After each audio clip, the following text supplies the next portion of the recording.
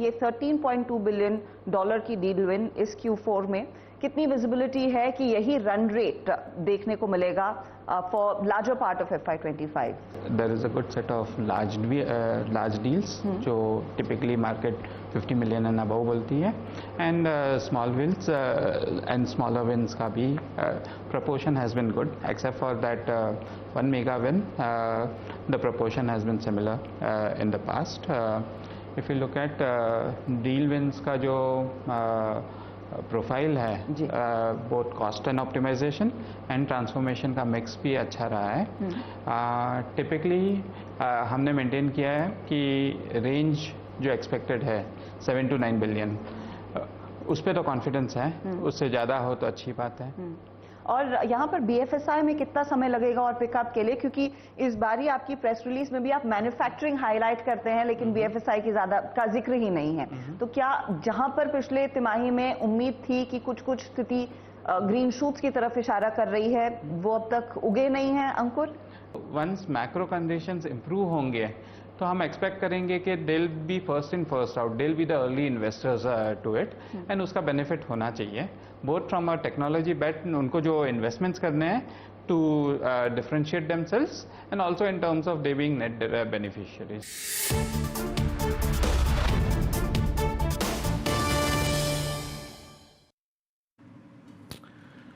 ये हर्षदा से जो बातचीत हुई मैनेजमेंट की, आप उसके कुछ मुख्य अंश सुन रहे थे। मीनवाइल प्राइस और आउटलुक हमने सुबह भी शेयर किए थे। डायरेक्टर साहब, वो सुबह जितने भी ब्रोकरेज व्यूज़ थे वो स्क्रीन पे रखिएगा। एवरेज अगर मैं वो टारगेट्स लेके चलूँ तो वो करीब 46 to 47 की ट्रैजेक्टरी में आ रहे थे, पर एज फार एज जहाँ तक प्राइस का सवाल है अब करीब 3927 पे। मानस से एक आउटलुक लेते हैं इस प्राइस पे। देखिए, सुबह 4027 क्रॉस हो गया था, वो था सारे एवरेजेस का क्लस्टर। मानस, मान लीजिए किसी की अर्निंग से पहले बाइंग है, वो शायद मेरे ख्याल से अभी भी कोई एक्सट्रीम लॉसेस में नहीं होगा, 25-50 रुपये का हेयर फेयर है।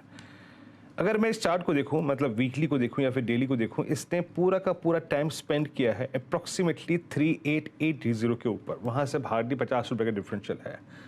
अगर पोजीशन है तो क्या करें और क्या क्रिटिकल सपोर्ट रहेगा जिससे देर सवेर यानी आज या कल या परसों में पुल बैक दे सके? और अगर आपकी प्री रिजल्ट्स जो कोई पोजीशनिंग है उस पर एक रीजनेबल स्टॉप लॉस क्या होगा? 100 EMA की ट्रैजेक्टरी क्या TCS पर? तो देखिए, पहले तो अगर हम ट्रेंड की बात करें तो ट्रेंड थोड़ा सा डाइसी लग रहा है, क्योंकि जिस तरह आईटी स्टॉक्स या आईटी इंडेक्स के सेटअप है उसको देख के लग रहा है कि आईटी में वीकनेस देखने को मिल सकती है और भी। तो इसलिए TCS में खरीदारी करने की राय इस गिरावट पे नहीं रहेगी। अगर आपने लॉन्ग पोजीशन बनाई है तो बिल्कुल आपने सही कहा, 100 डे मूविंग एवरेज जो 3870-75 की रेंज में है और उसी के आसपास 20 वीक मूविंग एवरेज भी आता है, तो वहीं आपको स्टॉप लॉस लगाना है। जो एक अगर स्पेसिफिक प्राइस की बात करें तो मेरे हिसाब से 3840 एक बहुत ही बढ़िया स्टॉप लॉस रहेगा। 3840 के नीचे स्टॉप लॉस लगा के आप अपनी पोजीशन होल्ड कर सकते हैं, लेकिन फ्रेश खरीदारी इस गिरावट पे नहीं रहेगी।